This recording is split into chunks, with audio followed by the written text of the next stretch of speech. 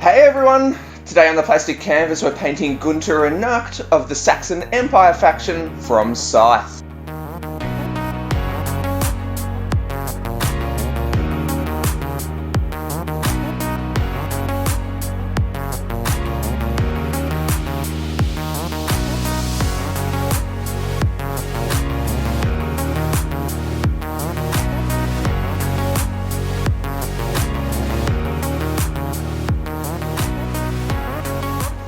Hey everyone, Matt here from the Plastic Canvas, so welcome to episode 1 in this Scythe miniature painting series. Today we're painting the lead character from the Saxon Empire faction, Gunter, and his wolf Nacht. So I'm kicking the series off with this guy because my wife and I are going to be playing the Rise of Fenris campaign soon, and we thought it would be pretty cool to have both of our factions fully painted and ready to go for the game. And I'm going to be playing with the Saxon Empire. So, just starting off with the lead character. So coming out alongside the videos for this faction will also be videos for the Rusviet Union, which is the faction that my wife is going to be playing. So for each of these factions there'll be a video for the character, the mech and the airship. And then a little down the track I'll do videos for the other factions as well. Okay, so far I've started with a Zenithal Prime, so I just hit the whole mini with black all over, and then grey from a fairly high angle, and then white from directly above, just to simulate that light source coming from directly above. And then I just took a couple of pictures and I'll use that as a guide for my highlighting and shading when I get to that down the track. So then I started to paint Nacht, and the way that I did that was because I'm just doing him all grey, and it's just going to be one colour. I didn't really want to then come back later on and then work in the highlights and the shades with just grey. So I've painted it in a similar way to what I did with the Star Spawn, which was a recent video from the Mansions of Madness series, where I basically used the prime as a colour by number really. So where the black prime still was, I painted the Stormy Grey, which is my darkest grey. Where the grey prime was still coming through, I used Cloudy Grey, which is my mid-range grey. And then where the white prime was, I used Misty Grey, which was my brightest grey. So now it's already got that transition from where the highlights are through to the shadows. And then further down the track, when I start using the washes, I just use a black wash, just Nuln Oil, over all of Nacht. And that flows into all of the recesses, really brings out the texture in the fur, but it lets those different tones come through, so it still looks like he's brighter on top than what he is underneath, without me having to have gone back after doing the base coat and then highlighting and shading over the top. I then also re-highlight with some Misty Grey just along the ridge of his backline, just to bring out a little bit more of that contrast, because obviously the Nuln Oil does knock the Misty Grey down a bit, and I still wanted to have that contrast. So yeah, I just picked out some of the fur just to bring that out a little bit more. So I found that to be a really effective technique to use when painting a mini that is just one solid colour, because back when I first started painting, let's say I was painting Nacht, I would have done just one shade of grey for the whole mini as the base coat, so it might have been just that mid-tone grey, the Stormy Grey, and then come back afterwards and then used like Misty Grey to highlight and Stormy Grey, that dark grey, to do the shadows. But the trouble that I was having was getting a smooth enough transition from the highlights and the shadows into the mid-tone, because there's broad surfaces that are all one colour. There's not really anything to break them up. They're not fine details. They're not like folds in clothes or something like that. So it was really, really obvious where the transitions were between the highlights and the shadows. But by doing it this way, being able to wet blend and get those smooth transitions now and then just doing the wash over the top, just makes it so much simpler, and I think the effect in the end is actually better.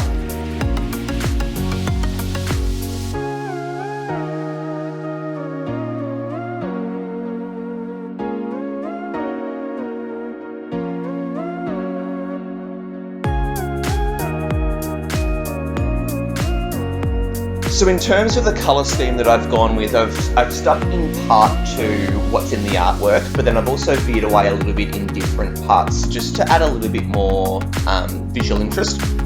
Because in the artwork, there's lots of dark colours, browns and greys and things like that, and like it looks good, but for me, I like to have a few more colours out on the board and a little more visual interest.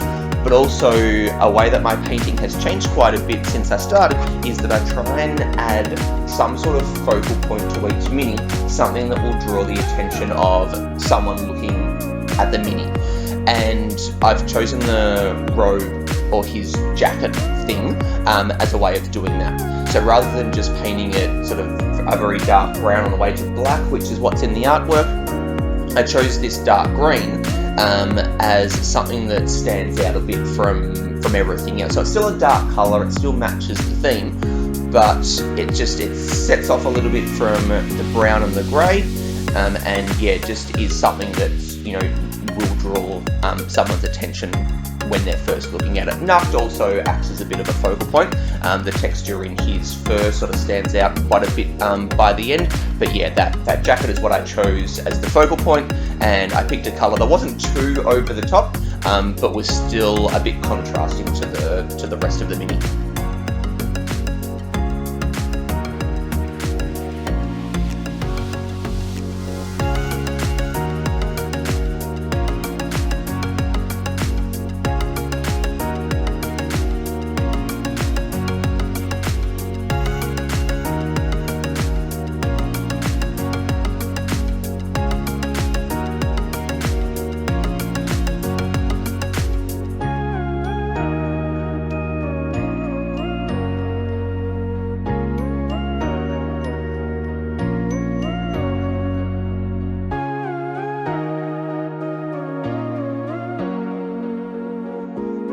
Alright, I'm just jumping the gun a little bit with starting the base here, just because I needed something to do while all of the other colours dried, so I'm just starting a sort of a muddy base, which then some different grass effects will go over the top of. But yeah, just doing this now because I needed something to do while I waited for all the other paint to dry.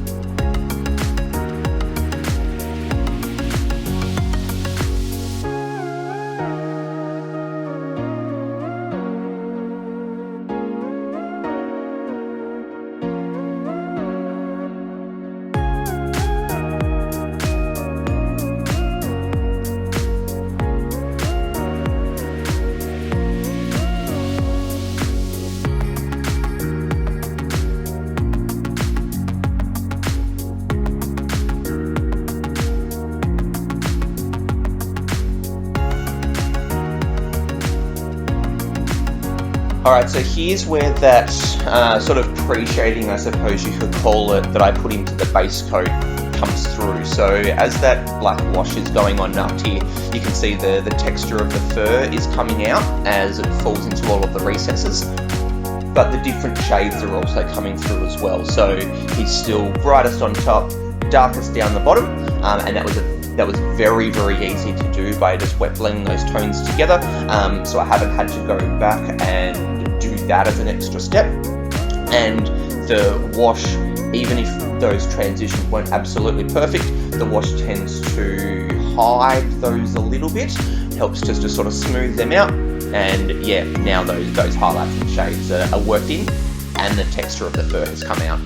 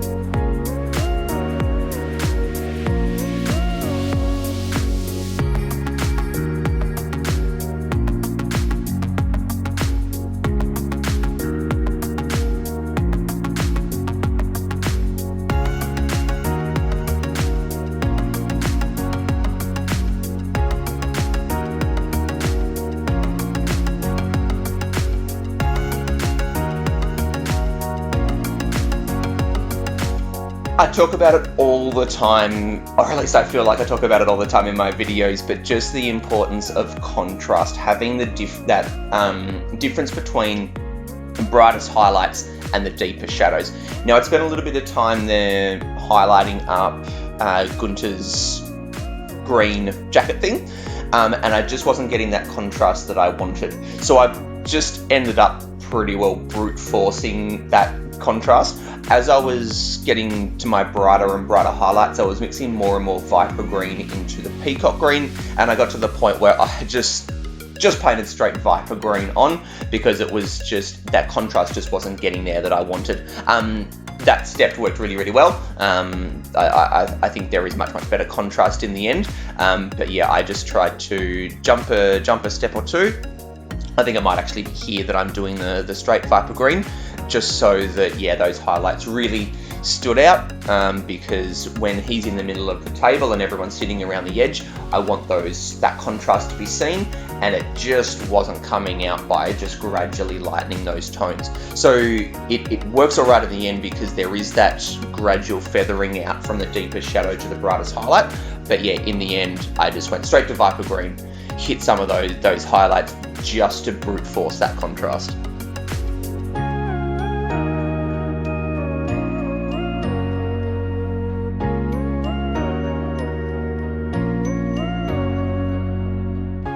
Just one quick little thing to mention, just while I'm doing the little edging on his lapel sort of things there. I very, very rarely paint with white now, just because I found it to be an unrealistically bright colour. So with the edging on his lapel there, I use skeleton bone, which is an off-white colour. And the reason that I use that is because if he's, been out moving around the landscape, all that sort of stuff, no part of his jacket, coat thing, or any of his clothes are going to be that bright. So I went with a skeleton bone, so it still looks like it's white, but it's not as unrealistically bright as it would be. See, I stopped using white a little while ago, and yeah, use skeleton bone in place just to try and get that more realistic tone. Now on the board, each of the factions, their terrain that's around them is slightly different. There's a little bit of snow in some spots and different things like that. So I just picked this ash grey to use, because where the Saxon Empire started, it's not quite as lush, I suppose, as some of the other spots, and I just wanted to create a little bit of differentiation between some of the bases between the factions. So yeah, just went with something that looks like there's not quite as much grass, there's still a bit of growth, but yeah, not quite as lush. So with these last couple of steps on the base, Gunter and Nacht is done, our first mini from Scythe. So thank you very, very much for spending some time watching me paint another guy. As I always say, I really hope you've gotten something out of this video, something that you can use in your own painting, or at the very least, you've just simply enjoyed watching me paint him up. Please do leave a comment down below, something that you liked and something that you think can be improved about the video, and please hit the like and subscribe to stay up to date with these videos as they keep coming out. And if you haven't been past the Facebook, Twitter and Instagram accounts for this channel, please do stop by there. So with all that being said, this is Matt from the Plastic Canvas signing out. Happy painting, everyone. Cheers.